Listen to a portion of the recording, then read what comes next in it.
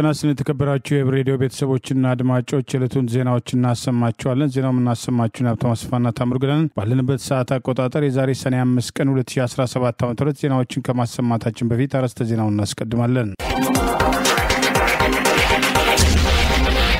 የአገዛዙ ወታደሮች ከነትጥቃቸው እጅ መስጠት፣ የአማራ ፋኖ ብሔር ኃይል ወታደራዊ እንቅስቃሴና ድሉ፣ የጤና ባለሙያዎች ፍችና ከዓለም አቀፍ ተቋማት ጋር ውይይት፣ አምባሳደሩና ማስተባበያው፣ የፋኖ ሕግ ማስከበር፣ የፖለቲካ እስረኞች፣ የጅቡቲ ባለስልጣናት ተቃውሞ፣ ከህንዱ አደጋ በኋላ የሚሉና ሌሎችም ወቅታዊ ዜናዎች ያሉን ዝርዝሩን እንሆ።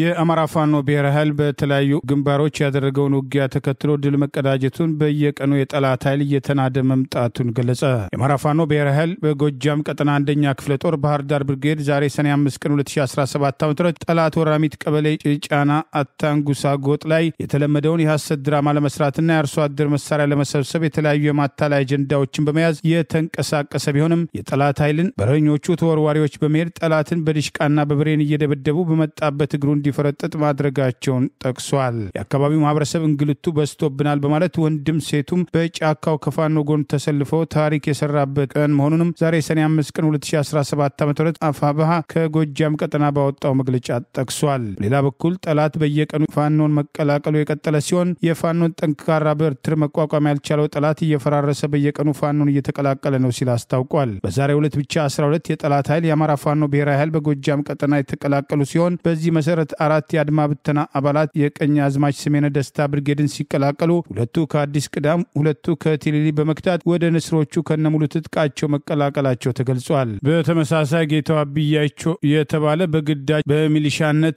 ያፈሱት የአገዛዙን ስልጣን አስጠባቂ ጦር በከዘራ በማለት ሙሉ ትጥቁን ይዞ አባይ ሸለቆ ብርጌድን የተቀላቀለ ሲሆን 4 የጠላት ኃይል ከአገዛዙ ስልጣን አስጠባቂ መከላከያና ከአድማ ብተና ወደ አማራ ፋኖ ብሔራዊ ኃይል ጎጃም ቀጠና አንደኛ ክፍለ ጦር ኮሎኔል ታደሰ ሙሉነ ብርጌድ መቀላቀላቸውን በስም ጭምር ይፋ አድርጓል። የ302ኛ ኮር 76ኛ ክፍለ ጦር አባል የሆነው ዳንኤል አበበ፣ የ79ኛ ክፍለ ጦር መስፍን በላቸው፣ የ304ኛ ኮር 76ኛ ክፍለ ጦር ያብስራ ሙልጌታ ስማቸው ጋሻው ከአድማ ብተና ብርጌዱን የተቀላቀሉ መሆናቸው ተገልጿል። ይህ በእንዲህ እንዳለ አገዛዙ በባህር ዳር የጠራው ሰልፍ መክሸፉንም የአማራ ፋኖ ብሔራዊ ኃይል ከጎጃም ቀጠና ዛሬ ባወጣው መግለጫ ጠቅሷል። ጥቂት የሚባሉ የሴፍቲኔት ተጠቃሚዎችና ወደ ቤተክርስቲያን የሚሄዱ ምዕመናንን ጭምር በማስገደድ ለማሰለፍ የሞከረው አገዛዝ የአማራ ፋኖ ብሔራዊ ኃይል በጎጃም የተሰጠውን ማስጠንቀቂያ በመቀበል የባህር ዳር ህዝብ በብልጽግና ሰልፍ ላይ ሳይገኝ መቅረቱንም ይፋ አድርጓል። በዚህም የአማራ ፋኖ ብሔራዊ ኃይል በጎጃም ቀጠና ለባህር ዳር ህዝብ ጭንቅ ውስጥ ሆናችሁ አፈሙዝ ተደቅኖባችሁ የትግሉ ዓላማ ተረድታችሁ እምቢ አንሰለፍም በማለታችሁ ምስጋናችን ላቅ ያለ ነው ሲል አስታውቋል። ሰልፍ አስተባባሪዎች በዛሬው ዕለት እርምጃ ልንወስድ የነበረ ቢሆንም ለምስኪን እናቶቻችን ስንል ያለፍናቸው ቢሆንም በቀጣይ በስም ዝርዝር ለይተን የያዝን በመሆኑ ህዝብን በመካድ ለብልጽግና አሽከር በመሆን የሰሩት ላይ እርምጃ እንደምንወስድ እናሳውቃለን ሲል ከወዲሁ አስጠንቅቋል። ደብረ ማርቆስ ከተማ ከዚህ በፊት ለብልጽግና በመላላክ ሰልፍ ያዘጋጁትን አካላት እርምጃ ወስደናል ሲል በዚሁ መግለጫ አስታውሷል። ህዝባችን የብልጽግናን ወንበር ነቅንቆ አፍርሶ እዚህ ደረጃ እንዲደርስ አድርጓል። የሚቀረን ትግል ምዕራፍ እንደ ከዚህ በፊቱ በንቃት ከታተሉና ድጋፋችሁ እንዳይለየን ስንል በአክብሮት ጥሪያችን እናስተላልፋለን ሲል የአማራ ፋኖ ብሔራዊ ኃይል ከጎጃም ቀጠና ባወጣው በዚሁ መግለጫ አስታውቋል። ይህ በእንዲህ እንዳለ ፋኖ ህዝባዊ ውይይቱን ማጠናክሮ የቀጠለ ሲሆን በቀጠናው የስድስተኛው ቀኝ ጌታ ወፍታዊ ንጉሴ ክፍለ ጦር ነጻ ባወጣቸው ቀጠናዎች ህዝቡን ማወያየቱን በሰፊው አጠናክሮ የቀጠለ ሲሆን በዛሬው ዕለት የበረኛው ጁምላ ሙተራ ብርጌድ አመራሮች የደሳ አሳምቦ ቀበሌ ማህበረሰብን በመሰብሰብ ለማህበረሰቡ ጥልቅ የሆነ ግንዛቤ ማስጨበጫ ትምህርት መስጠታቸውና ከህዝቡ ጋር ውይይት ማድረጋቸው ተገልጿል። ይህ በእንዲህ እንዳለ የዛሬው ሰልፍ መክሸፉን አስታኮ የአማራ ፋኖ ብሔራዊ ኃይል ማዕከላዊ ኮማንድ አባልና በጎጃም ቀጠና ምክትል ሰብሳቢና ወታደራዊ አዛዥ ሆኖ የፋኖ ጀነራል የሚባለው ሻለቃ ዝናቡ ልንገረው ያገዛዙን እቅድ ላከሸፈው ህዝብ የመስጋና መግለጫ አውጥቷል። በፋኖ ስም አገዛዙ ያሰማራቸው ዘራፊዎችና የፋኖ ትግል እንቅስቃሴ ዓላማ ያልገባቸው ጥቂቶች ከሚያደርጉት ያልተገባ ድርጊት ይልቅ እውነተኞቹ ፋኖዎች እያደረጉት ያለውን አስተዋጽኦ በመረዳት ህዝቡ ለሰጠው ምላሽ ምስጋናውን አቅርበዋል። በኢትዮጵያ ውስጥ ከጤና ባለሙያዎች የሥራ ማቆም አድማ ጋር በተያያዘ ሁከትና ብጥብጥ በማንሳት ወንጀል ተጠርጥረው ከ3 ሳምንታት በላይ በስር ላይ የነበሩት ዶክተር ማህሌት ጎሹ በዋስ ከስር መለቀቃቸው ቤተሰቦቻቸው ተናገሩ። አናቶሚክ ፓቶሎጂስቷ ማህሌት ጎሹ በዋስትና ከስር የወጡት ዛሬ 10 ሰዓት ላይ መሆኑ ስማቸው እንዳይጠቀስ የፈለጉ የቤተሰቧ አባል ለመገናኛ ብዙሃን ገልጸዋል። እኚሁ የቤተሰብ አባል በፌደራል ከፍተኛ ፍርድ ቤት አራዳ ምድብ ችሎት ማክሰኞ ሰኔ 3 2017 ዓ.ም ለዶክተር ማህሌት የዋስትና መብት ፈቃድ ተሰጥቶ እንደነበረም ገልጸው በተጨማሪም በክስ መዝገቡ ስር የነበሩ ሌሎች የጤና ባለሙያዎች በትላንትናው ዕለት ማለትም ረቡዕ ሰኔ 4 2017 ዓ.ም ከጤና ሚኒስቴር ጋር ውይይት ካካሄዱ በኋላ መፈታታቸውን ገልጸዋል። በአገር አቀፍ ደረጃ የጤና ባለሙያዎች የሥራ ማቆም አድማ ጋር ተያይዞ ካለፈው ግንቦት 11 2017 ዓ.ም በጸጥታ አካላት ከመኖሪያ ቤታቸው ተወስደው የነበሩት ዶክተር ማህሌት ጎሹን ጨምሮ በ9 ግለሰቦች ላይ ሁከትና ብጥብጥ ማነሳሳትና ከጸረ ሰላም ኃይሎች ጋር በመተባበር የሚል ክስ እንደቀረበባቸው መዘገባችን አይዘነጋም። በወቅቱም የፌደራል ፖሊስ በጽሁፍ ያቀረበው የጊዜ ቀጠሮ መጠየቂያ ደብዳቤ የክስ መዝገቡ የተከፈተው በዶክተር ሳሙኤል ኃይሉ ተወልደመድን ሲሆን በቀረበውም ጽሁፍ ሁከትና ብጥብጥ በማነሳሳት ከጸረ ሰላም ኃይሎች ጋር በመተባበር የከተማውን አመጽ በመቀስቀስ ህዝብን በመንግስትም የጣለባቸውን ኃላፊነት ወደ ጎን በማድረግ ህሙማንን አናከምን በማለትና የእጅ ስልኮቻቸውን ማህበራዊ ሚዲያውን በመጠቀም ብሔርን ከብሔር የሚያጋጩ መልእክቶችን በማስተላለፍ የሚሉ ክሶችም ተካተውበታል። አናቶሚክ ፓቶሎጂስቷም ዶክተር ማህሌት ጎሹ በቁጥጥር ስር የዋሉት የኢትዮጵያ ጤና አጠባበቅ ስርዓት ላይ የሚያጋጥሙ ችግሮችና የጤና ባለሙያዎች የሥራ ማቆም አድማ ምክንያትን በተመለከተ ለቢቢሲ ፎከስ ኦን አፍሪካ አስተያየት መስጠታቸውን ተከትሎ መሆኑ አይዘነጋም። በወቅቱም በአገራችን ያለው የጤና ስርዓት የግብዓት ችግር ያለበት ነው ያሉት ዶክተር ማህሌት በተለይ ልክ እንደ ፓቶሎጂ ክፍላችን በአናኮሎጂ ክፍል ውስጥም ከ10 ዓመታት በላይ ያልተለወጡም ትልልቅ ችግሮችም ተጋፍጠውብናል ሲሉም ቅሬታቸውን መግለጻቸው አይዘነጋም። የጤና ባለሙያዎችን መታሰር መዋከብና በእንግልት ውስጥ መውደቅን በተመለከተ አምነስቲ ኢንተርናሽናልን ጨምሮ የተለያዩ የሰብአዊ መብትና የእንባ ተቋማት በመንግስትና በሰላማዊ ሰልፈኞቹ ወይም ተቃውሞ ሰልፍ በወጡት መካከል ችግሮች በሰላም እንዲፈቱ መጠየቁ መዘገባችን ይታወሳል።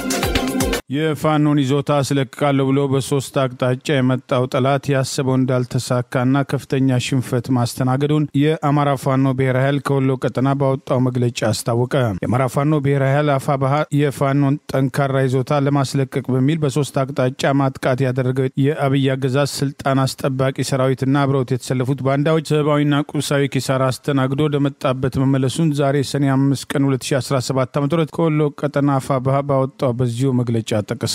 የፋሽስቱ አገዛዝ ስልጣን አስጠባቂ የብልጽግና ሰራዊት የምስራቅ አማራ ኮር 1 ስር የሚገኘውን ባለሽርጡ ክፍለ ጦርን ለማጥቃትና ለመክበብ ብሎ ይዞታ ለማስለቀቅ ዛሬ ሰኔ 5 ቀን 2017 ዓ.ም ከማለዳ ጀምሮ በሶስት አቅጣጫ ቢሰለፍም አይቀመሲዎቹ ባለሽርጡ ክፍለ ጦር አናብስቶች እያሳደዱ ሲመቷቸው ለማታ ማታ ወደ መነሻ ካምፑ አስፈርጥጠውታል ሲል ይሄው መግለጫ ጠቅሷል። በዚህም በጠላት በኩል በርካቶች ሲሞቱ ቁጥራቸው በውል ያልታወቀ ቁስለኛ ሆነው መመለሳቸውን ጠቅሷል። በጠላት በኩል ሟቾች መሃል የጠላት ኃይል በብቃቱ የሚተማመንበትና ከሌሎች የስናይፐር ተኳሾች የተለየ ክብር ይሰጠው የነበር የስናይፐር ተኳሽ እንደሚገኝበት የውጊያ መረጃዎች እንደሚያሳዩ መግለጫው ጠቁመዋል። በጠላት በኩል የደረሰው ሰብአዊ ኪሳራ እንዳለ ሆኖ የውጊያ ስልቱ ከመከላከል ወደ ማጥቃት መቀየሩና በወገን በኩል የደረሰ ምንም አይነት ሰብአዊና ቁሳዊ ኪሳራ ለመድረሱን ከግምት ውስጥ ስናስገባ በውጊያ ወገን ኃይል ያገኘውን ወታደራዊ ድል ከፍ ያደርገዋል ሲል መግለጫው ጠቁመዋል። የዙፋን ጠባቂ ሰራዊት በደረሰበት አካባቢ የማህበረሰቡን ቤት ፈቀደ እየፈተሸና የተዘጉ በሮችን እየሰበረ የግለሰቦችን ውድ ንብረት በመዝረፍና አብሩ እየተባለ በሚጠራው ቀበሌ የፋኖን ምት መቋቋም ሲያቅተው 4 እድሜያቸው ከ75 በላይ ሆኑ የእድሜ ባለጸጋዎችና አንድ ወጣት በግፍ መረሸኑንም የባለሽርጡ ክፍለ ጦር ቃል አቀባይ ፋኖ መሐመድ ሞገስ መጥቀሱን በዚሁ የአማራ ፋኖ ብሔራዊ ኃይል ፋባሃስ ዛሬ ሰኔ 5 ቀን 2017 ባወጣው መግለጫ ጠቅሷል። ይህ በእንዲህ እንዳለ አገዛዙ በሰኔ ወር ውስጥ አደርጋለሁ ያለውን ወታደራዊ እርምጃ ለማስፈጸም በአየርና በምድር በከባድ መሳሪያና በኮማንዶዎች የታገዘ ጥቃት እናደርጋለን ለአንዴና ለመጨረሻ ጊዜ የፋኖን እንቅስቃሴ እንደፈጥጣለን በሚል እየተዘጋጀ ሲሆን በሌላ በኩል የማዘናጊያ እርምጃዎችን አጠናክሮ ቀጥሏል። በአማራ ክልል ያለውን ኃይል እናስወጣለን፣ የክልሉ ሰላም አስከባሪ አድማ ብተናና ፖሊስ በቂ ናችሁ፣ ከሚሊሻ ጋር ተባብራችሁ ጸጥታ ታስከብራላችሁ የሚል ሐሰተኛ መረጃ እያሰራጨ ሲሆን በተቃራኒው ከባድ መሳሪያዎችን ወደ አማራ ክልል የተለያዩ አካባቢዎች በብዛት እያስገባ ሲሆን አዳዲስ ሰልጥነዋል የተባሉ ኮማንዶዎችን በተመሳሳይ ስምሪት ተሰጥቷቸው ለቀጣይ ወታደራዊ ግዳጅ መዘጋጀታቸው ታውቋል። አገዛዙ በተለያዩ አካባቢዎች የድሮን አሰሳ እያደረገ ሲሆን ትላንት በጎንደር በድሮን ጭምር የተዋጋ ቢሆንም ቢሆንም ያሰበው እንዳልተሳካ የአማራ ፋኖ ብሔራዊ ኃይል ከጎንደር ቀጠና ባወጣው መግለጫ መጥቀሱ አይዘነጋም። ይህ በእንዲህ እንዳለ የአማራ ፋኖ ብሔራዊ ኃይል በጎንደር ቀጠና ጭና ክፍለ ጦር እንዳስታወቀው 13 ያገዛዙ ስልጣን አስጠባቂ ወታደሮች ፋኖ ላይ ጥቃት እንዲሰነዝሩ የተሰጣቸውን ስምሪት ተከትሎ ሕይወታችንን ለአብይና ጓደኞቹ ስንል አናጣም በማለት ከነሙሉ ትጥቃቸው ክፍለ ጦሩን መቀላቀላቸውን አስታውቋል። ከነዚህ 13 ስልጣን አስጠባቂ ወታደሮች መካከል 12ቱ የነፍስ ወከፍ መሳሪያና አንድ ስናይፐር በመያዝ የአማራ ፋኖ ብሔራዊ ኃይል አፋብሃ በጎንደር ቀጠና ጭና ክፍለ ጦር መቀላቀላቸውን ተከትሎ ተገቢው አቀባበል እንደተደረገላቸው ተጠቅሷል። ያገዛዙ ወታደሮች ለስርዓቱ ስልጣን ዕድሜ ሲባል ህዝብ እየጨፈጨፍን አንቀጥልም፣ ሕይወታችንን አናጣም በማለት በተለያዩ ግንባሮች እጃቸውን መስጠታቸውን ከጊዜ ወደ ጊዜ እየጨመረ መጥቷል። በኢትዮጵያ የአሜሪካ አምባሳደር ኤርቫን ማሲንጋ ኤምባሲያቸው ቀደም ሲል ባለፈው ግንቦት 15 2017 ዓ.ም የፌደራል መንግስት በዜጎቹ ላይ የሚፈጸመውን የድሮን ጥቃት በአስቸኳይ እንዲያቆም በሚል ያስተላለፈው መልእክት በስህተት ነው ሲሉም ገለጹ። አምባሳደር ማሲንጋ መልእክቱ በአስተዳደራዊ ስህተት የተካተተ እንደነበረም በምክንያትነት ገልጸዋል። ስህተት ነበር ከማለት ውጪ ምንም ተጨማሪ የሚገለጽም ይሁን የሚቀነስ ነገር የለውም ያሉት አምባሳደሩ በመጀመሪያ የተጻፈውን የመግለጫውን ረቂቅ ነበር ተጠቀምኩትም እኔ ያላየኋቸውና ያላጸደቅኳቸው የተጠቀሙትም ይህ በአስተዳደራዊ ችግር የተፈጸመና እንዳለመታደል ሆኖም ተላለፈም ሲሉም ዛሬ በሰጡት ጋዜጣዊ መግለጫ ላይ ገልጸዋል። በመጀመሪያ ኤምባሲያቸው ያሰራጨው መረጃ የፌደራል መንግስቱ በዜጎች ላይ የሚፈጸመውን የድሮን ጥቃት በአስቸኳይ እንዲያቆም የሚል ሐሳብ የነበረ ቢሆንም ከሰዓታት በኋላም ከድህረ ገጻቸው ላይ እንዲነሳም ተደርጓል። በወቅቱ ኤምባሲያቸው ይፋ ባደረገው የአምባሳደሩ መልእክት ለኢትዮጵያ እርስ በርስ ግጭትም ዘላቂ መፍትሄዎችን ለማምጣትም ለህዝቦቿም ቅድሚያ ትኩረት መስጠት ያሻል ማለታቸው ይታወሳል። በተለይም ደግሞ የፋኖ ኃይሎችም ተጨባጭና ሰላማዊ ግብ ያላቸው ጉዳዮችን እንዲያቀርቡ አሜሪካ ተጠይቃለች ያሉት አምባሳደሩ በኦሮሚያ የሚካሄደውን ጦርነትም ለማስቆም የኦሮሞ ነጻነት ሰራዊት ኦነሰ የተጀመረውን ድርድር እንዲያስቀጥል ሲሉም አሳስበው ነበር። አምባሳደሩ በዛሬው መግለጫቸው በኤምባሲያቸው በኩል በኢትዮጵያ ለሚንቀሳቀሱ ታጣቂ ኃይሎችም ለቀረበው የሰላማዊ ውይይትም ጥሪ አስመልክተው በሰጡት አስተያየትም ከተወሰኑ የኦሮሞ ነጻነት ተዋጊ ቡድኖችና ከአንዳንድ የፋኖ ታጣቂዎች ቡድኖች በኩል አውንታዊ ምላሽ ማግኘታቸውና ተስፋ እንዳላቸውም አስታውቀዋል። በእርግጥ ብዛት ያላቸውና ዘርዘር ያሉ ቅድመ ሁኔታዎችም አቅርበዋል ያሉት አምባሳደር ማሲንጋ ይህንን የምንከታተልበት መንገድ ግን ኢትዮጵያ ከምንጊዜውም በላይ ወደ ተሻለ የሂደት ምዕራፍ ትቀርባለችም ብዬ ተስፋ አደርጋለሁ ብለዋል። ይበዚህ እንዳለ አምባሳደር ማሲንጋ በቅርቡ ከኢትዮጵያ መንግስታዊ መገናኛ ብዙሃን ጋር ባደረጉት ቃለ ምልልስም ኢትዮጵያ በባህር በር ተደራሽነት የምታደርገው ጥረትም በሰላማዊና በዲፕሎማሲያዊ እንዲሆን የአሜሪካ አስተዳደር ይደግፋል ማለታቸውን የተመለከቱትም በቀድሞ በኢትዮጵያ አሜሪካ አምባሳደር በፕሬዝዳንት ዶናልድ ትራምፕ የስልጣን አስተዳደር ውስጥ ለሁለት ጊዜ በአፍሪካ ጉዳይ መስሪያ ቤት ውስጥ ያገለገሉት አምባሳደር ቲቦር ናጄ ትልቅ እርምጃ ነው በማለትም አድንቀውታል። በመግለጫቸውም የአሜሪካ አስተዳደር እንደዚሁ በሶማሌላንድ ራስ ገዝ በርበራ ወደብ በኩል ተመሳይ እርምጃም ሊወስድና ዘርፈ ብዙም ጥቅም ይኖረዋልም ሲሉ አስተያየታቸውን ሰንዝረዋል።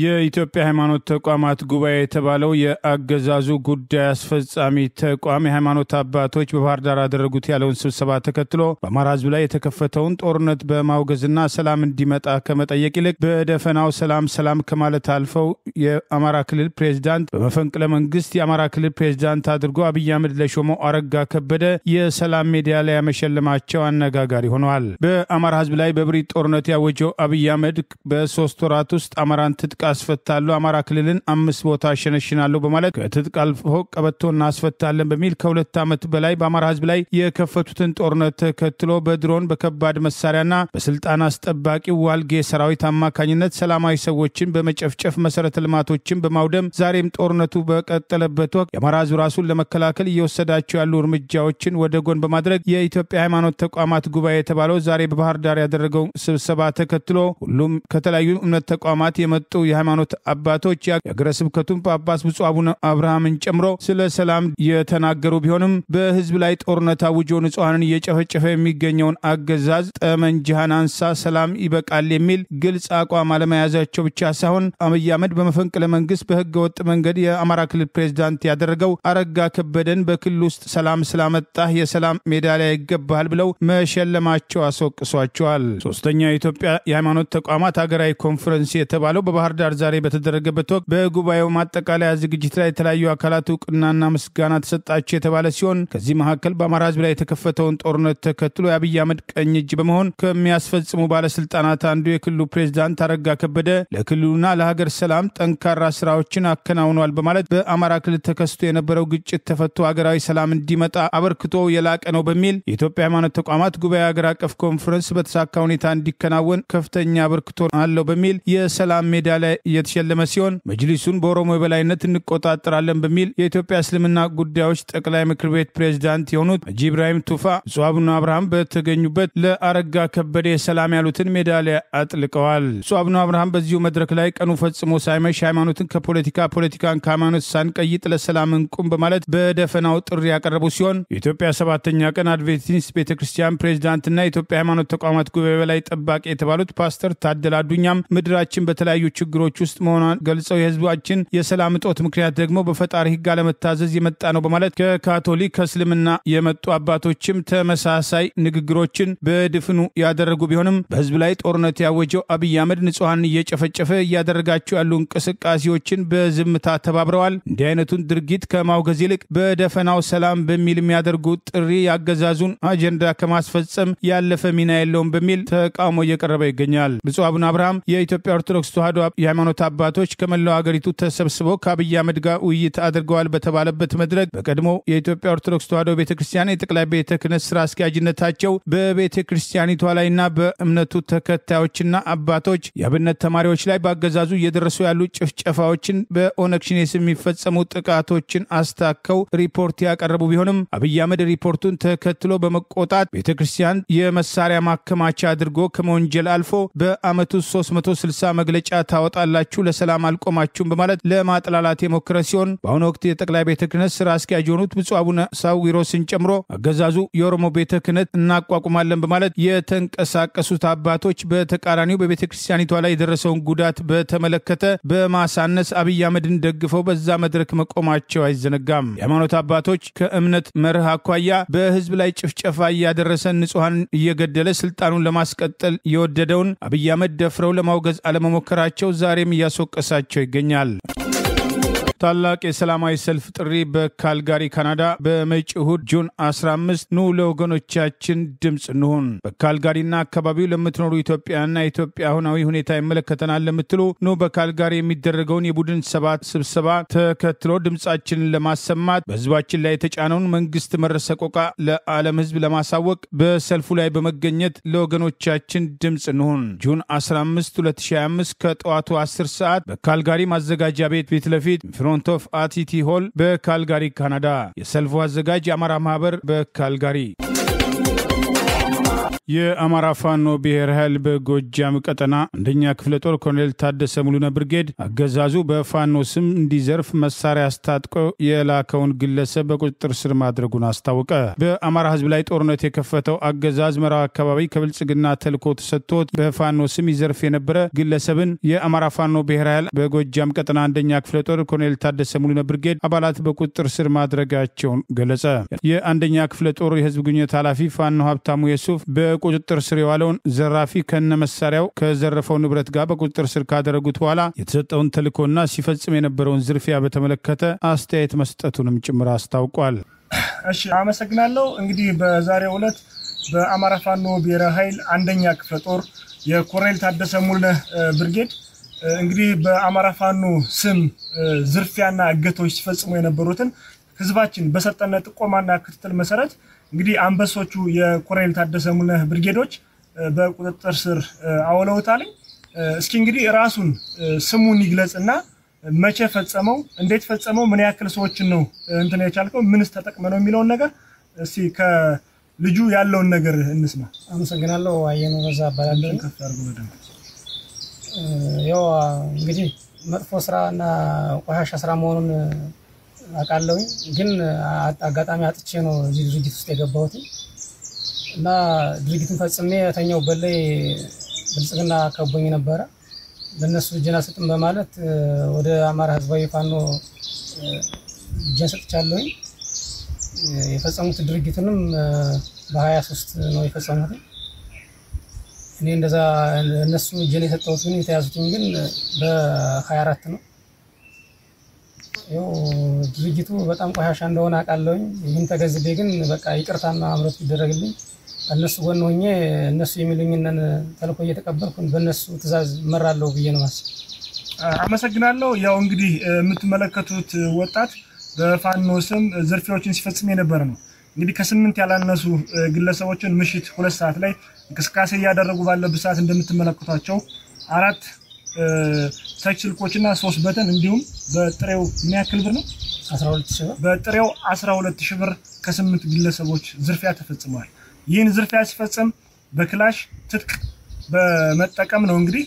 ስለዚህ ፋኖ የህዝብ ልጅ ነው። ፋኖ ዘራፊ አይደለም። ዘራፊዎችን ተከታትሎ ይይዛል እንጂ በዝርፊያ ውስጥ አይደለም።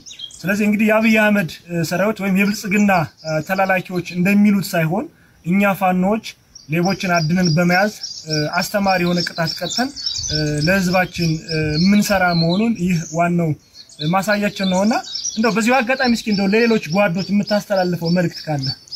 አመሰግናለሁ። በቃ እንደው ሁሉ የገባው እንደኔ የተጸጸተ ቢኖር በዚህ በኔ ውስጥ ያለ ሰውም እኔ ስራ የሚሰራ ሰው ካለም ከድርጅቱ እንዲቆጠብና በቃ ህዝብ ግን ቆሞ በቃ እንደማንኛውም አማራ ፋኖ እንዲታገል ነው ማስተላለፍ የምፈልገው። አመሰግናለሁ ጓዶች። ሀብታሙ ዩሱፍ ነኝ፣ የአማራ ፋኖ ብሔራዊ አንደኛ ክፍለ ጦር የህዝብ ግንኙነት። በየትኛውም አጋጣሚ እንዲህ አይነት ችግሮች ካሉ ጥቆማዎችን በስልክ በፎቶግራፍ አድርሱን። አማራ ፋኖ ተወርዋሪዎች በየትኛውም አቅጣጫ የትኛውም ቦታ ላይ ሌባን የማጽዳት ዘመቻን በፋኖ ስም ዝርፊያ የሚፈጽሙትን ተከታትለን እርምጃ መውሰዳችን ይቀጥላል። አመሰግናለሁ። የኢትዮጵያ የጤና ባለሙያዎች ንቅናቄ የህግ አማካሪዎች መካከል ከተባበሩት መንግስታት ከፍተኛ ሰብአዊ መብት ኮሚሽን ጋር በአፍሪካ ቢሮ ዛሬ በአዲስ አበባ የተሳካ ውይይት ማድረጋቸው ተገለጸ። በነገው ዕለት ከአብይ አህመድ ጋር ይሰበሰባሉ የተባሉ የጤና ባለሙያዎችን ተከትሎ ዛሬ የተጀመረው የታሰሩትን የመፍታት እርምጃ ሙሉ ለሙሉ እንዳልተሳካና ዛሬም ያልተለቀቁ እንደሚገኙ ተገልጿል። የንቅናቄው አስተባባሪዎች ጥያቄያቸው ምላሽ እስካላገኘ ድረስ ተቃውሟቸው እንደሚቀጥል አስታውቀዋል። ዛሬ የተባበሩት መንግስታት ከፍተኛ ሰብአዊ መብት ኮሚሽን በአፍሪካ ቢሮ ተገኝተው ውይይት ማድረጋቸውን ከኢትዮጵያ የጤና ባለሙያዎች ንቅናቄ የህግ ክፍል አማካሪና አስተባባሪ አሸናፊ ዲዲሞስ በንቅናቄው ማህበራዊ ገጽ አስታውቀዋል። ዶክተር ማህሌት ዶክተር ሳሙኤልን ጨምሮ ሌሎች ከእስር በዋስ እንዲፈቱ ከኢትዮጵያ ሰብአዊ መብቶች ኮሚሽን ጋር የተባበሩት መንግስታት ድርጅት ከፍተኛ ሰብአዊ መብት ኮሚሽን ስላደረጉት ትብብር ምስጋና ማቅረቡንም አስታውቋል። ጤና ባለሙያዎች ከመንግስት ጋር ለመደራደር የሚያምኑት ማህበር የኢትዮጵያ ጤና ባለሙያዎች ማህበር ቢሆንም በሲቪል ድርጅቶች መዝጋቢ ባለስልጣን እንደታገደና ያ ደግሞ ለውይይት አዳጋጅ እንደሚያደርግ ነገር ግን የጤና ሚኒስቴር በቂ ተወካዮች እንዲገኙ ከፈቀደ ከሌሎች ማህበራት ጋር ውይይት ማካሄድ እንደምንችል ሐሳብ ሰጥቻለሁ ሲል አስታውቋል። ለምሳሌ ንቅናቄው ራሱ ተደራዳሪ ስላለው የጤና ባለሙያዎች ማህበር ጋር መተባበር እንደሚቻል አቅጣጫ በመጠቆም ሰራተኞች በአንድ ማህበር አመኔታ ስለሌላቸው በተናጠል ተደራጅተው ጥያቄ እንደሚያቀርቡ እንጂ ሌላ አጀንዳ እንደሌለ ማስረዳቱንም አስታውቋል።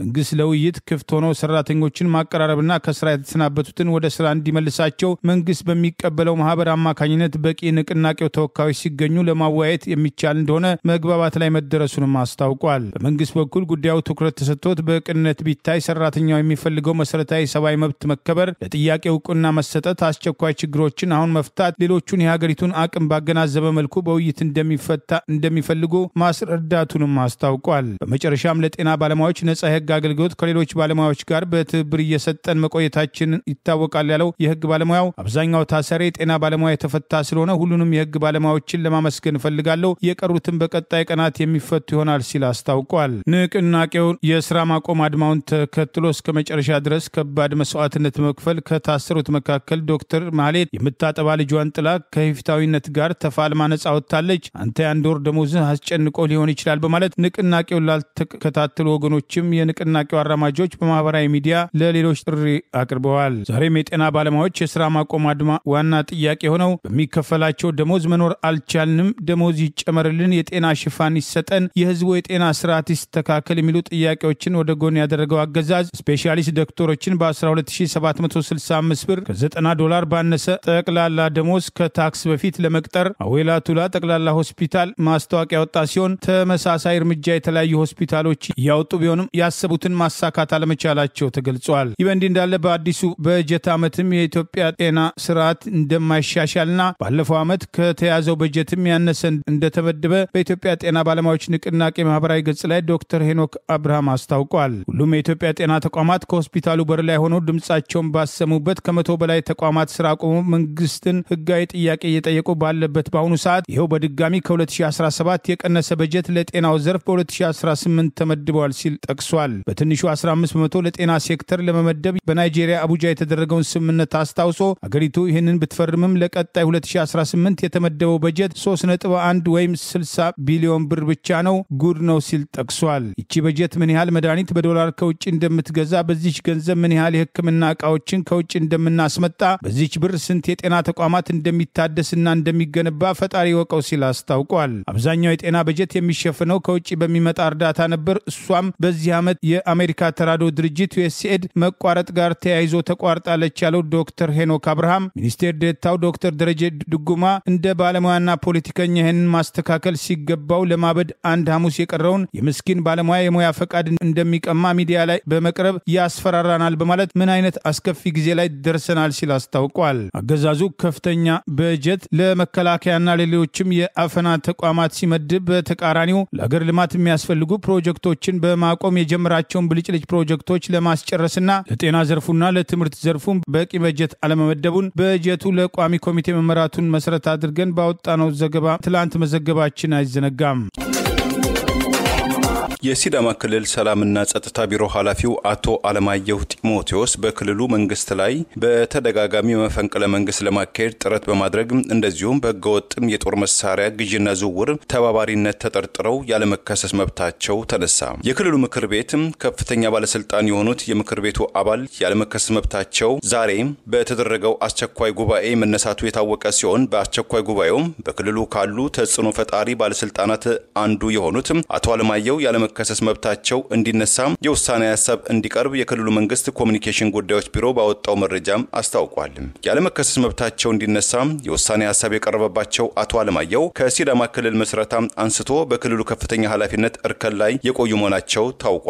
የውሳኔ ሐሳቡን ያቀረቡት በክልሉ ፍትህ ቢሮ ኃላፊው አቶ ማቶ ማሩን ባለስልጣኑ የተጠረጠሩት በኃላፊነት ላይ እያሉ ፈጽሟቸዋል ባሏቸው የወንጀል ድርጊቶች ጋር በተያያዘ እንደሆነም ገልጸዋል። አቶ አለማየሁ ከተጠረጠሩባቸው የወንጀል ድርጊቶች መካከል የክልሉ ሰላምና ጸጥታ ቢሮ ኃላፊ ሆነው ሲመሩ በነበረበት ጊዜ ስልጣናቸውን ያላግባብ በመጠቀም ግለሰቦችን በግፍም አስሮ ማሰቃየትም የሚሉ ተጠቅሶበታል። የታሰሩ ግለሰቦችን ለማስለቀቅ ከፍተኛ እጅ መንሻ መቀበልም ባለስልጣኑ የተጠረጠሩበት ሌላኛው ድርጊት መሆኑም ተመልክቷል። የሰላምና የጸጥታ ቢሮ ኃላፊው ህገወጥም የአደንዛዥ እጽ ዝውውር ፍቃድ መስጠት እንዲሁም ህገወጥ የጦር መሳሪያ ግዥና ዝውውር እንዲካሄድ መፍቀድ የሚሉ ውንጀላዎችም ቀርቦባቸዋል። የግልን ጥቅም መሰረት በማድረግ በክልሉ ውስጥ ህገወጥ የኮንትሮባንድ ንግድ እንዲስፋፋ ማድረግ የሚሉም በፍትህ ቢሮ የቀረበም ሌላኛ ጥርጣሬ መሆኑም ተመልክቷል። አቶ አለማየሁ በክልሉ መንግስት ላይ መፈንቅለ መንግስት ለማድረግ በመጣር እንደተጠረጠሩ የኮሙኒኬሽን ጉዳዮች ቢሮ ያስታወቀ ሲሆን የሰላምና ጸጥታ ቢሮ ኃላፊው በተደጋጋሚ በክልሉ መንግስት ላይ መፈንቅለ መንግስት ለማካሄድ ጥረት ሲያደርጉ እንደነበረ ይኸው ቢሮ ገልጿል። በተለያዩ ህገወጥ መንገዶች ለራስ ጥቅም በርካታ ገንዘብ መሰብሰብ የሚሉ አቶ አለማየሁ ከተጠረጠሩባቸው ዋነኛ ነጥቦች መካከል መሆኑም ተመልክቷል። የሲዳማ ክልል ምክር ቤት በቀረበለትም የአቶ አለማየሁን ያለመከሰስ መብት የማንሳት ውሳኔ ሐሳብ ላይ በስፋት እንደተወያየና በዚህም የግለሰባውን በርካታ የወንጀል ድርጊቶችን እንደተነሱም ተጠቅሷል። ከዚህ ውይይት በኋላ ምክር ቤቱ የሰላምና ጸጥታ ቢሮ ኃላፊው ያለመከሰስ መብታቸው እንዲነሳ በሙሉ ድምጽ እንዲወሰን መደረጉም ተመልክቷል። ሲዳማ ክልል በከፍተኛ ባለስልጣን ከኃላፊነት አንስቶ በወንጀል ድርጊቶችም ተጠያቂ ሲያደርግ ይህ የመጀመሪያው አለመሆኑ የተመለከተ ሲሆን የሐዋሳ ከተማ ከንቲባ የነበሩት አቶ ጸጋይም ቱኬም ባለፈው ሐምሌ 2015 ዓ.ም ከኃላፊነት ከተነሱ በኋላ በቁጥጥር ስር ውለው መከሰሳቸው አይዘነጋም። በተከሰሱበት የሙስና ወንጀልም ጥፋተኛ የተባሉትም አቶ ጸጋይም የሐዋሳ ከተማ ከፍተኛ ፍርድ ቤት በ13 ዓመት ጽኑ እስራት እንዲቀጡ የወሰነባቸው ባለፈው መጋቢት እንደነበር መዘገባችን ይታወሳል። የስብሰባ ጥሪ በኮሎራዶ ለምትገኙ አማራዎች በሙሉ የኮሎራዶ አማራ ማህበር በኮሎራዶ የምትኖሩ አማራዎችን በጁን 15 2025 ከ3 ፒኤም ጀምሮ ህዝባዊ መድረክ አዘጋጅቷል። በዝግጅቱ ስለ ማህበሩ አጭርና ረጅም ዕቅድ እንዲሁም የአማራ ማህበር ድርን አስመልክቶ ውይይትና ማብራሪያ ይሰጣል። በተጨማሪም አማራዊ ትስስራችንን ለማጠናከር ምን ማድረግ ይገባናል በሚሉ ጉዳዮች እንመክራለን። በከተማችን የምትገኙ አማራዎች እንድትገኙ ስንል ወገናዊ ጥሪያችንን እናስተላልፋለን። የስብሰባ ቦታ 1180 ኤስ በክሌይ ሮድ ዩኒት ኢ አውሮራ CO 80017 ቢዮንድ ኤሌጋንስ ኢቨንትስ ኤንድ ዌዲንግስ ቀን ጁን 15 2025 ከቀኑ 3 PM ጀምሮ። የአማራ ማህበር በኮሎራዶ። የአማራ የፖለቲካ እስረኞች መካከል ዛሬም የተወሰኑት ፍርድ ቤት ቀርበዋል። አማራነታቸው ወንጀል ሆኖ የታሰሩት የፖለቲካ እስረኞች መካከል የተወሰኑት ፍርደ ገምድል ውሳኔ እንደተሰጠባቸው ተገለጸ።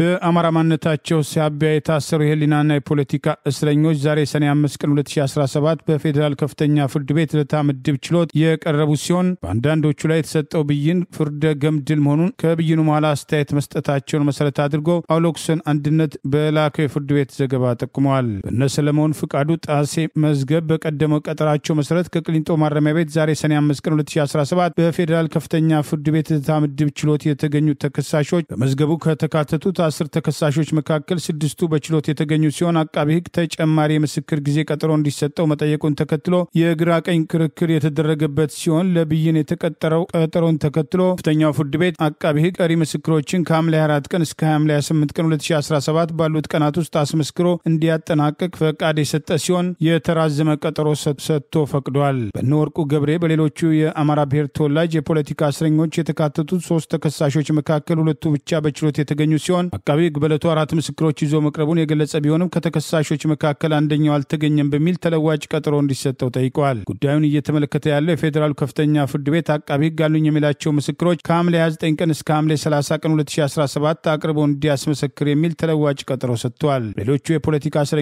የነ ወንድማገኝ በርገና ባልቻ መዝገብ ተከሳሹ የቅጣት ማቅለያ ይዞ እንዲቀርብ የተሰጠውን ጊዜ ተጠቅመው 14 የሚሆኑ የቅጣት ማቅለያዎቹን ይዘው የቀረበ ሲሆን የፌዴራል ከፍተኛ ፍርድ ቤቱም ለውሳኔ በሚል ለሰኞ ሰኔ 9 ቀን 2017 ተለዋጭ ቀጠሮ ሰጥቷል። ሌላው የፖለቲካ እስረኛ ደስታው ማሞ ተከሳሹ በችሎት የተገኘ ሲሆን መዝገቡ የተቀጠረው በግራ ቀኙ መካከል የተደረገውን የዋስትና ክርክር መርምሮ ብይን ለመስጠት የነበረ ሲሆን ፍርድ ቤቱ ተከሳሹ ደስታው ማሞ በ100 ሺህ ብር ዋስትና ከስር ተለቆ ጉዳዩን በውጭ እንዲከታተል ሲል በይኗል። ሌላ የፖለቲካ እስረኛ አስማራ ወረቀት በፌዴራሉ ከፍተኛ ፍርድ ቤት ገዛዙ ባቀረበበት የፈጠራ ሕግ በ6 ዓመት እንዲቀጣ ዛሬ የተወሰነበት ሲሆን አቃቢ ሕግ ባቀረበበት የፈጠራ ክስ በጸረ ሽብርና በፌዴራሉ ከፍተኛ ፍርድ ቤት ልደታ ምድብ ጸረ ሽብርና ሕገ መንግስት ጉዳዮች ወንጀል ችሎት በተባለው ብዙዎቹ የአማራ ብሔር ተወላጆችን ጨምሮ የህሊናና የፖለቲካ እስረኞች በሚቀርቡበት ችሎት 6 ዓመት እስራት እንዲቀጣ ተወስኖበታል። አስማራ እንደገለጸው አገዛዙ በሚዘውረው ፍርድ ቤት ላይ ስሙላም ቢሆን ከ1 ዓመት በላይ በአሰልቺ ጊዜ ቀጠሮ ሲመላለስ መክረሙን ጠቅሶ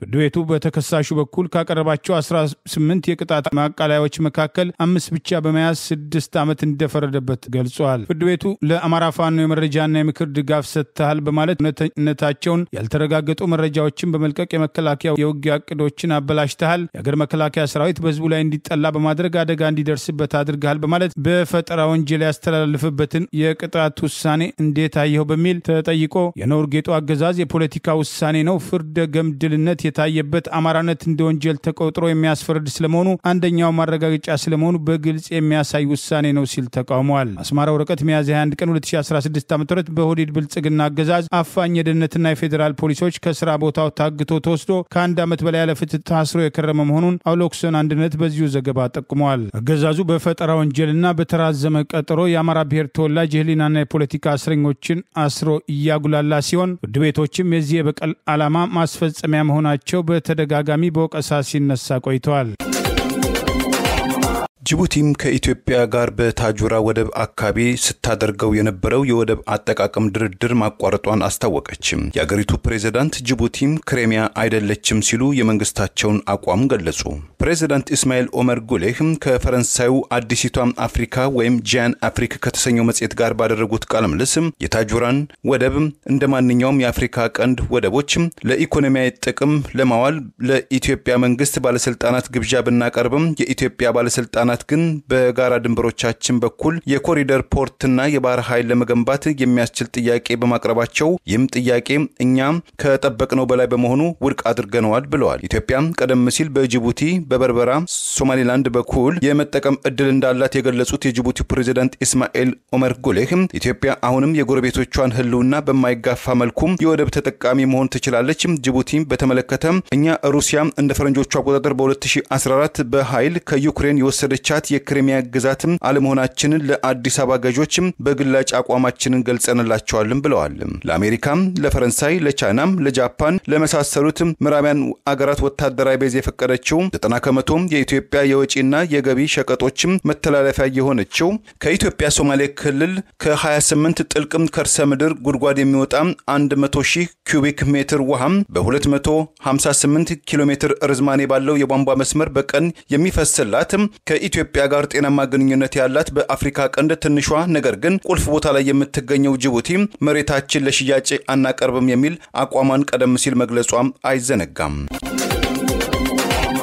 የመጨረሻው ፍርድ ቤት በዋስ እንዲፈታ ያለው ጋዜጠኛ ዛሬም ታስሯል። አገዛዙ ከህግ በላይ መሆኑን በየጊዜው በተግባሩ እያረጋገጠ መሆኑ ተጠቅሷል። የኢትዮጵያ ኢንሳይደር የበይነመረብ ሚዲያ መስራችና ዋና አዘጋጅ ጋዜጠኛ ተስፋለም ወልደየስ የዋስትና መብቱ ተከብሮ ከስር እንዲፈታ አዲስ አበባ ከተማ አስተዳደር ሰበር ሰሚ ችሎት ዛሬ ሐሙስ ሰኔ 5 ቀን 2017 ዓ.ም የወሰነለት ሲሆን ሰበር ሰሚ ችሎቱ በዛሬ ውሎ የስር ፍርድ ቤቶች የሰጡትን የጋዜጠኛውን በዋስ ይለቀቅ ውሳኔ ማጽናቱን ጠበቃው አቶ ቤተማርያም አለማየሁ ተናግረዋል። ጋዜጠኛው ለሶስተኛ ጊዜ በዋስ ከስር እንዲፈታ በፍርድ ቤቶች ቢወሰንም ይዘገባ እስከተጠናቀረበት ሰዓት ድረስ ከስር አለመፈታቱን ለማወቅ ተችሏል። ፖሊስ በጋዜጠኛ ተስፋለም ወልደየስ የዋስትና መብት ላይ አቤቱታ ማቅረቡን ተከትሎ ሐሙስ የተሰየመው የሰበር ሰሚ ችሎት ይግባኝ ያስቀርባል ወይስ አያስቀርብም የሚለውን ከመረመረ በኋላ የፖሊስ ማመልከቻን ውድቅ ማድረጉን መግለጫው አመልክቷል። በሰበር ሰሚ ችሎቱ ጋዜጠኛው በስር ቆይቶ ምርመራ እንዲደረግና የዋስትና መብቱ ሊፈቀድ አይገባም በሚል ካቀረበው የጽሑፍ ክርክር በተጨማሪ በቃልም ቅሬታ እንዲያሰማ መደረጉን ጠበቃው ለቢሲ በሰጡት አስተያየት ገልጸዋል። ባለፈው አዲስ አበባ ጊዮን ሆቴል ቅጥር ግቢ ውስጥ ሲቪል በለበሱ የጸጥታ ኃይሎች በቁጥጥር ስር የዋለው ጋዜጠኛ ተስፋለም መጀመሪያ እስጢፋኖስ አካባቢ በሚገኝ የፖሊስ መምሪያ ቀጥሎ ቄራ አካባቢ ወደሚገኝ የፖሊስ መምሪያ ውስጥ በስር ላይ ይገኛል። ጋዜጠኛ ተስፋለም ማክሰኞ ሰኔ 3 ቀን 2017 ዋስትና የተፈቀደለት ሲሆን ፖሊስ አስሮ ይግባኝ የሚጠይቅበት ከህግ የሚመነጭ ስልጣን እንደሌለው ጭምር ጠበቃው አስረድተዋል። ፖሊስ የዋስትና መብቱ ከተፈቀደለት በኋላ ደንበኛን የያዘው በህገ ወጥ መንገድ ነው፣ ይህ ተገቢ አይደለም፣ ይህ ህገ መንግስታዊ ነው ሲሉ ጠበቃው አስተያየታቸውን ሰጥተዋል። ፖሊስ ጋዜጠኛውን ሰኔ 1 ቀን 2017 ጊዮን ሆቴል በስልክ እያወራ ሳለ በደህንነት አባላት በቁጥጥር ስር መዋሉን ከቀናት በፊት የተዘገበ ሲሆን በዕለቱ በወላይታ ዲቻና በሲዳማ ቡና መካከል ይደረግ የነበረው የእግር ኳስ ውድድር ስለነበር ደጋፊዎች ስታዲየም ገብተው መከታተል እንደማይችሉና ጨዋታው በዝግ ይካሄድ እንደነበር ቀደም ሲል ተመዝግቦ ስለነበር በዚህ ዙሪያ ከጓደኞቹ ጋር በስልክ እያወራ በነበረበት ጊዜ መያዙም ጠቅሷል። የደህንነት አባላቱ ተስፋለም ምንድነው የምታወራው? ከማን ጋር ነው የምታወራው? በማለት ስልኩን ወስደው ከዚህ ቀደም የተሰሩ የኢትዮጵያ ኢንሳይደር ዘገባዎች ስልኩ ላይ ስለነበሩ እሱን ተመልክተው እስጢፋኖስ አካባቢ ወደሚገኝ ፖሊስ ማቆያ ወስደው እንዳሳደሩ ተገልጿል። ስታዲየሙ የሚፈቀደው የትግራይ ተወላጆች ለተቃውሞ ሲወጡ ብቻ ነው ወይ የሚል ጥያቄ አንስቷል በሚል የተወነጀለው ጋዜጠኛው በስፍራው ጭምር እንዳልነበር ተጠቅሷል። በህንድ አህመድ ባድ ከተማ አቅራቢያም ከ242 ሰዎችን አሳፍሮ በተነሳ የመንገደኞች አውሮፕላን ላይ በደረሰው አደጋ እስካሁን በአውሮፕላኑ በ12A የመቀመጫ ወንበር ላይ የተቀመጠ እንግሊዛዊ ተሳፋሪ መትረፍ መቻሉን የአገሪቱ ባለስልጣናት ገለጹ።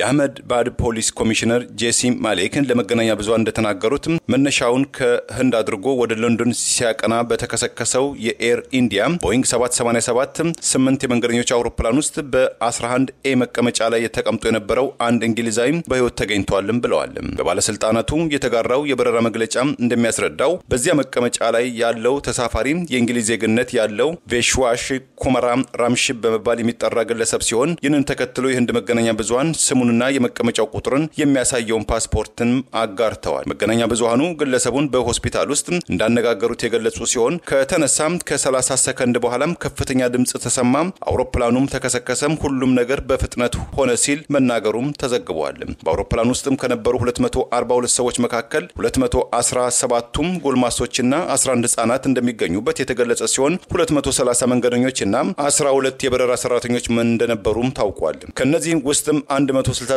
የህንድ ዜግነት ያላቸው፣ 53 የእንግሊዝ ዜግነት ያላቸው፣ 7 የፖርቹጋልና 1 የካናዳ ዜግነት ያላቸው ተሳፋሪዎችም በአውሮፕላኑ ተሳፍረው እንደነበረ የአየር መንገዱ ባለስልጣናት አስታውቀዋል። እስካሁን ድረስም የ204 ሰዎችም አስክሬን መገኘቱን የአገሪቱ ፖሊስ ያስታወቀም ሲሆን አደጋው አስከፊ በመሆኑ የተሳፋሪዎቹ በህይወት የመገኘት እድል አነስተኛ ነው ብለዋል። አደጋውን ተከትሎ የተለያዩ ሀገራት መሪዎችም የሀዘን መግለጫዎች በማስተላለፍ ላይ ይገኛሉ። የእንግሊዝ ጠቅላይ ሚኒስትር ኬር ስታመር በበኩላቸው በማህበራዊ ትስስር ገጻቸው ያሰፈሩት መልእክት በህንድ አህመዳባድ ከተማ በርካታ እንግሊዝ ዜጎችን አሳፍሮ ወደ ለንደን ያቀናው አውሮፕላን ተከስክሶ የታየበት ትዕይንትን እጅግ አሳዛኝ ብለውታል። የእንግሊዝ ንጉስ ቻርልስ በበኩላቸው እኔና ባለቤቴም ዛሬ ማለዳ በተከሰከሰው አሳቃቂ ድርጊት በጣም አስደንግጠናል ያሉ ሲሆን ልዩ ጸሎታችንና ጥልቅ ሀዘናችን በዚህ አሳቃቂ አደጋ ለተጎዱ ቤተሰቦችና ወዳጆቻቸው ይድረስልን ብለዋል። ለዛሬ ያሉን ዜናዎች እነዚህ ናቸው። ዜናውን ስታደምጡ ለቆያችሁ የህብር ሬዲዮ ቤተሰቦችና አድማጮች ምስጋናችን ድረሳችሁ። የህብር ሬዲዮ ኦፊሻል ዩቲዩብ ቻናላችንን ሰብስክራይብ ያላደረጋችሁ ሰብስክራይብ በማድረግ በተጨማሪም የደውል ምልክቱን በመጫን የህብር ሬዲዮ ቤተሰብ እንድትቀላቀሉ በአክብሮት እንጋብዛለን። እንደወትሮ ሁሉ የህብር ሬዲዮ ቤተሰቦች ፕሮግራሞቻችንን ላይክ በማድረግ ሼር በማድረግ አስተያየቶቻችሁን በመስጠት አብሮነታችሁን እንድትገልጹ በአክብሮት እንጠይቃለን። በድጋሚ እናመሰግናለን። ጤና ይስጥልን። ቸር እንቆይ።